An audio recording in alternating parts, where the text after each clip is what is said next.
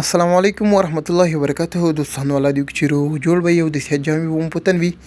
په نننۍ ویډیو کې به موږ وایو کچن ابجیکټس، هغه شیزونه چې په کچن کې استعمالیږي، یعنی په اشپزخانه کې استعمالیږي، هغه به وایو. مخکې له دې چې ویډیو شروع کړو، که زموږ چینل مو نه وي سبسکرایب کړی، زموږ له چینل لایک کړئ، سبسکرایب کړئ او د بیل آیکن وهئ. مننه. نو راځئ شروع کوو. اول موږ سره دا رایس ټراینر یعنی د وریجو غلبیل، او دوهم سټراینر موږ سره ده د کوم په واسطه چې تاسو چای چاڼ کوئ، نو دې ته په انګلیش کې وایي سټراینر. او دریم موږ سره ده چاپینګ بورډ. د دې د پاسه موږ غوښه، سبزي او داسې نور شیزونه کټ کوو. څلورم موږ سره ده ګریټر چې دا استعمالیږي د سبزۍ د کټینګ لپاره، او انګلیش کې موږ ورته ګریټر وایو. او پنځم نمبر میجرینګ جاګ، د اندازه کولو جاګ. میجرینګ جاګ.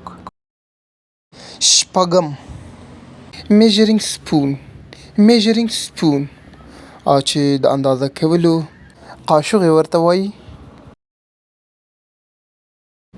اووم نمبر کې موږ سره ده رولینګ پین، یعنی د زوالي د رول کولو آله. او په اتم نمبر کې موږ سره ده سپیچولس. او په نهم نمبر کې موږ سره ده جګ، چې کوم ته موږ د اوبو جګ وایو، په انګلیش کې موږ ورته وایو جګ. او په لسم نمبر کې موږ سره ده پیچر، چې موږ ورته د اوبو جیک وایو. او په 11 نمبر کې موږ سره ده آیل فنل، یعنی د غوړو قیپ. او په 12 نمبر کې موږ سره راځي فنل، یعنی قیپ. او 14 موږ سره ده لیډل، یعنی د سالن یا د دیګ چمچ. 14 موږ سره ده ویسک، کوم ته چې موږ وایو مکسچر یا مکسینګ کو د په واسطه. او 15 موږ سره ده ډسټ پین، یعنی د ګند د وړلو آله.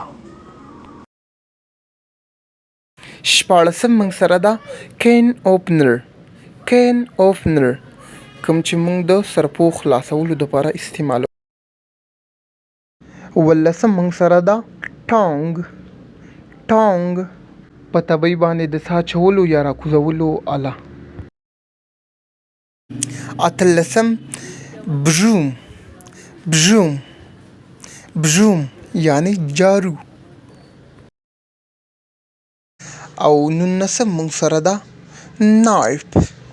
نایف، یعنی چاړه. او 20 موږ سره ده سټیک هیمر، دا هم یو آله ده چې په کچن کې یوز کیږي. 21 موږ سره ده پیزا کټر، دا آله د پیزا یا کیک د کټ کولو لپاره استعمالیږي. 22 موږ سره ده کچن سیزر، یعنی د اشپزخانې قینچي. 23 موږ سره ده پیلر، یعنی تراشک. 24 موږ سره ده کوکینګ اپرن، یعنی د پخلنځي جامې یا کالي. Thanks for watching. Have a good time. د الله په امان.